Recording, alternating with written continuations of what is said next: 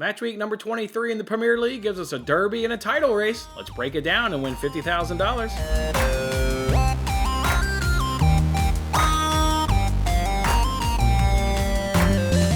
Hey, what's going on, everyone? It's Jason Mattis, of course, with Winning Bets, hanging out with you guys here on this episode. We're talking Premier League, NBC Sports Predictor app, and a chance to win $50,000. If you can correctly predict 6 games this weekend in the Premier League, give them the correct score for all 6 games and take home that $50,000. If not, you can still take $1,000 from NBC if you get the most points. 4 points right for a result and 10 points right from a correct score. All season long, I also give away money. I give away $25 every week to the winner of the Winning Bets League. If you need that league information to go ahead and join and compete against your fellow Winning Bets supporters, you can find it down in this video description. Then it's pretty simple. Just get in the league, have the most match points every week, and win 25 points. Let's go ahead and take a look and see who won last week. It looks like we had Jason come in first place with 24 points. Jason with 24 points. Love to see this guy go ahead and get the win. Over the couple of years of getting to know all you guys, you know, through these apps and these videos and all that stuff, this guy is actually the one that does all my graphics and stuff. He creates the thumbnails, and he's the reason why Payoff Pitch and the Nerfy shows look like they do. So just a hell of a guy. If you need any of that kind of stuff, you can certainly hit him up.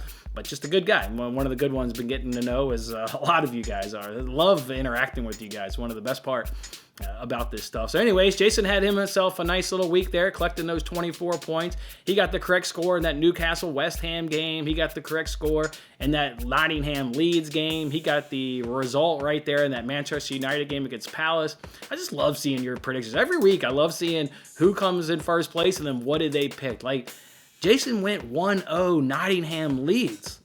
Wild going 1-0. Good job, my man. So, all right, hit me up on Twitter. Drop me your PayPal information, and I'll go ahead and send you $25. As for everybody else, it's a new match week, and we all start off with 0 points. Get in the league and take my money. Before we go ahead and jump into this week's matches, we, of course, like to always make sure we look back at the last week. So I'll go ahead and get my phone out to refresh the brain of what the scores were, and then let's talk our way through some of these matches. It kicked off on Friday between Chelsea and Fulham.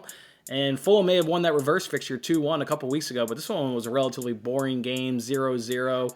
Chelsea was probably the better of the two sides, but Fulham certainly had a couple of chances. Neither one of them, I thought, created enough to warrant getting a goal. And then from this Chelsea squad, they're just trying to work in too many new parts. We'll see what they can do this weekend. They're going to try and work in João Felix now into it. Remember, he played a game. He was actually in this reverse fixture. They got his red card.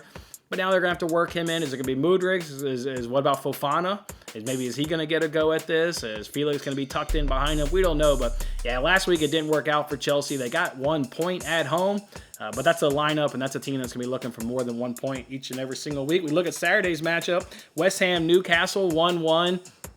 Kind of a ho-hum match. I mean, each team gets a goal, obviously, but again, not a lot of chances in that low-scoring game. Not a too big shocker, right? We know Newcastle and their clean sheets. West Ham can't finish in front of goal all season long, so not too surprising that one finished 1-1. Wolves able to knock off Liverpool 3-0. That scoreline's a little unfair. Having watched that game, look, obviously, Liverpool loses 3-0, but that's not like a loss where, it's 3-0 and you're like, wow, we got our ass kicked. Liverpool didn't get their ass kicked. Liverpool, outside of that first 15 minutes when they were terrible and didn't want to close the spaces and didn't want to make a tackle and put a body in front of the ball, and Wolves gets the 2 goals, Liverpool was the better team. Outside of then, again, the last 10, 15 minutes when Wolves gets the 3rd goal and then they're just playing knockaround, kind of keeping it off of Liverpool's foot there. All that entire middle game, Liverpool was the better team. They just haven't been able to finish lately. Have not been able to finish. Mo Salah's in terrible form. Nunez, obviously Gakpo's not been doing anything since he came over. Just a team that's sputtering right now. So they lose 3-0 to Wolves. Palace, they lose 2-1 to United at Old Trafford. United just the better team. It was a sweaty end right there with Casemiro having picked up the red card. So it made the last 20 minutes, edgy and nervous if you're a United fan. Palace gets a goal in that last 20 or so minutes. United's in control with 11 minutes on the pitch. A lot of teams, when they get reduced down to 10, are going to be, struggling like United did. So, but they were the better team that day. They deserved the 3 points. Brighton over Bournemouth, they get the late winner. Otherwise, that game didn't have anything going on in it. That was a very, very boring game, but Brighton picks up the late winner, getting the 3 points. Leicester and Villa, that was a little bit of a surprise, having a 4-2 game. Leicester able to get the win. Leicester's been unpredictable, right? They've been times this season where they were over 2.5 train to begin the season. Then they hit a good stretch where they were an under 2.5. Maybe now they're coming back into that over 2.5 team, and both teams to score as well, but they pick up the big 3 points. And then Sunday's match, you get Everton taking on Arsenal. Or I think that was actually Saturday afternoon. Look, it's just classic. Just classic Sean Dice. Get out-possessed by a lot. I think it was 75-25. Defend like hell and score on a set piece. You guys remember Burnley? Like, Burnley could never score an open play. Never score an open play. They're always looking for set piece goals. They got a set piece goal against Arsenal with only like 25% or so of the possession. And it was Tarkowski, an ex-Burnley player. A perfect script at home, Goodison Park, making his debut. Perfect. And way to go, Sean Dice. You know, I'm kind of rooting for Sean Dice just because I was always a big-time Burnley supporter in terms of cashing under 2.5 goals. So from a betting standpoint, I'll be looking to play under 2.5 goals. But yeah, good job, Sean Dice. You know, Arsenal can't get it done, but that's what you're going to get when you're going to go get Sean Dice. He's going to frustrate you for a long, long period of time, and the chances you get aren't going to be like that great of a chances. Arsenal couldn't quite get it done. Spurs, they knock off Man City 1-0. They didn't waste the lead this time. Harry Kane gets his club record-setting goal. They just frustrated. And Conte's had his number. This is now like 7 straight times City has gone to White Hart Lane, whether it's old or new White Hart Lane, and they've gotten shut out every time. It's like 6 of the last 6 or 7 of the last 7. They haven't scored a goal at Tottenham at White Hart Lane. Conte just knows what he's doing. It's a good team right there. Again, Forest, they knock off Leeds 1-0. No idea. That game screamed goals. Watched part of it. There were chances. Just didn't quite happen. And then there was one midweek game. United taking on Leeds again. Leeds with the manager bump. Obviously, they get rid of Jesse Marsh, and they bring in the interim manager. They get a point. That's what teams do. They seem to react to getting a new manager, and they get some kind of result. Were they the better team, or was that an equal game? I thought Man United was better. I thought they were maybe going to score a goal in the first half. They showed great fight, obviously, in that second half, getting 2 goals and at least getting a point themselves. Felt like one of those teams was maybe going to get 3 points. They were both going at it until the very end. So we'll see what happens. Obviously, you know, those 2 teams are going to run it back this weekend on Sunday. We'll see what happens. All right. So that's what happened last week in the Premier League. Let's go ahead and jump on into these matches. The first one takes us to Selhurst Park, where we get a derby right from the beginning. Crystal Palace and Brighton. It's the M23 derby. Very feisty derby. This isn't Manchester United, Manchester City, or this isn't Liverpool, Manchester United. But this is a big derby in these part of towns between Palace and Brighton. This one will be feisty. This one will be cagey. I'm expecting both teams to score just because it has happened in this head-to-head. If you go ahead and look it up, it's happened in the last 4 head-to-heads. Maybe Wilfried Zaha being out will impact that, but I'm going to lean on both teams to score. Happens in this derby. I'm going to lean on generally low scoring. And I'm going to lean on Brighton, though, being the better team.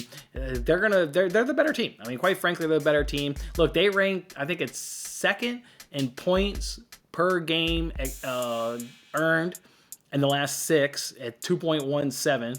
And Crystal Palace is 0.83, which ranks like 15th. I mean, Brighton's having a nice season. Their current form is significantly better than Palace.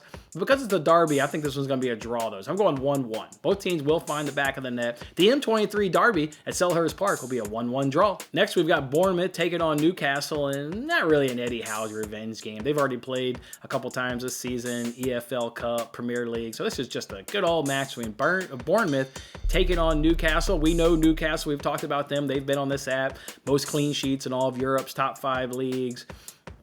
Just really stinking good. I mean, to be quite honest, we talked about how Bournemouth has the least amount of shots taken in the Premier League, the least amount, and it's by like 40-ish. So it's not like they're just bottom of the barrel. They're significantly bottom of the barrel. They're just not pulling the trigger, not taking enough shots. They're not even that much better at home. So who do I see winning this match? I see Newcastle winning the match. I see Newcastle getting a clean sheet, and I see Newcastle only scoring 1 goal because they've been struggling at home, or struggling to score in their own right. And Bournemouth is going to be in this one for a long period of time. I think this goal comes in the second half. It's 0-0 at halftime, but Newcastle will get it. They'll scrape it across. Give me a Newcastle 1-0 win. Next one we got here is Sunday's match, and it's Leeds taking on Manchester United. Again, this game just happened yesterday, 2-2. United's the better team. United is the better team. I mean, look, Leeds was, you could say, gifted 2 goals. The second goal, it's a Varane, OG deflects off him.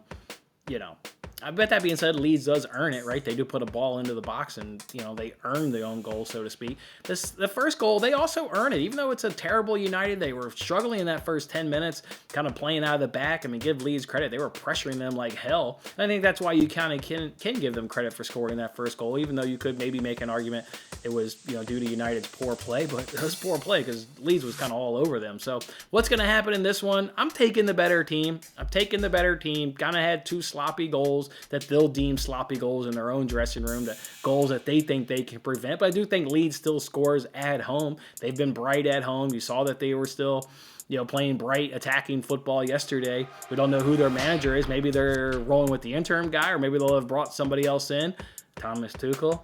So we'll just kind of see. But I'm going to go ahead and, as of right now, go 2-1 Manchester United win. 2-1 Manchester United will get the win. Next one takes us to the Etihad, where we get Manchester City taking on Aston Villa, where City, like a lot of clubs, has dominated the head-to-head in terms of, City going up against a lot of clubs. They've won 8 of the last 9 head-to-head, ironically enough. It was the most recent one where Villa was able to get something out of it. It was a 1-1 draw in Matchweek number 6 with Steven Gerrard. Now, they've only gotten better with Unai Emery. They drew 1-1 at home in Matchweek number 6. Something tells me, though, City's been awfully tough coming off draws, coming off losses under the Pep Guardiola era. They're coming off a loss, obviously having suffered a loss at White Hart Lane against Tottenham. I think they're going to be up for this one, but it's going to be low scoring. Villa's going to struggle to score. Manchester City, I think, is going to be struggling to score. Look at Haaland's form. He is terrible right now. They're having a hard time just getting the ball. They're not getting in any good service to Haaland at all. I mean, something where he can't even get a good opportunity. He's getting hardly any chances. So Unai Emery, he's going to follow that same script that the big clubs have kind of put out there on how to defend Haaland. So Villa's going to be right in this one. This one's going to be low scoring. I'm going to say Manchester City gets the win. It'll be 1-0. Give me a 1-0 win for Manchester City. 2 more games to break down, and the first one's Monday between Liverpool and Everton. I'm taking low scoring. It's Sean Dice. It's Everton. We know what we're going to get. Liverpool's going to dominate possession, just like Arsenal dominated possession. I think that one was like 75-25 possession for Arsenal. 75%. It'll be the same thing here at Anfield. Liverpool will have all the ball. All of it. They'll have 65, 70 plus without a doubt. But you saw what Everton did against Arsenal. They may have only had the ball 25% of the time, but they were very direct. They were getting forward, and they were creating chances.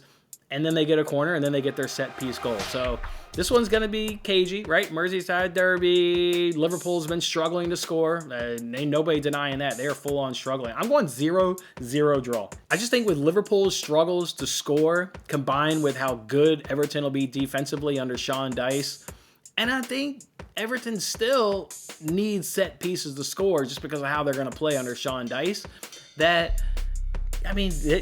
get some set pieces. They'll get some free kicks and some corner kicks. But I'm just going to think that Liverpool can step up to the moment and not allow a set piece goal. And that's how I get to a 0-0 game. So give me a 0-0 draw at Anfield in the Merseyside Derby. And then the last game we got to talk about is the title race. It's on Wednesday, so it's a long time from now. But it's Arsenal and Manchester City.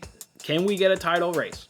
I want a title race, so I want to pick Manchester City just on that. You know what I mean? Like, my emotions, I want a title race. If Arsenal gets 3 points here, I'm not saying you can dust this thing off and go ahead and give them the trophy and start putting etching their name in that trophy, but they'll have a hand on it. If Arsenal can get the 3 points here at home, they'll have a hand on this.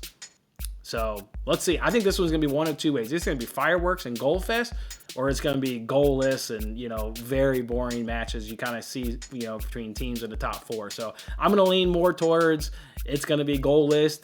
Neither of these teams are going to want to give an inch, and they're going to want to be in it until the second half, with both teams giving themselves an opportunity to get the 3 points. So because of that, it'll be 0-0 for a while. And then something will happen, and I think City goes ahead and gets the victory. So I'm going 1-0. 1-0 to keep the title race hopes alive in this campaign in the Premier League. So give me a 1-0 win for Manchester City. All right, guys, and that's how we're going to go ahead and do it this week on the NBC Sports Predictor app for a chance to win $50,000 on match week number 23 there in the Premier League. Don't forget to go ahead and join my winning bets group so you can take my $25 every single week. Come on back next week. We'll break down 6 more matches, recap these, and have some more fun. Have a good one, and good luck with your picks. That was a lot of fun. Don't forget to like, comment, subscribe, and good luck with your picks. If interested in placing real sports bets, then check out my latest daily free sports betting video in the bottom right corner. Otherwise, I'll see you on the next contest.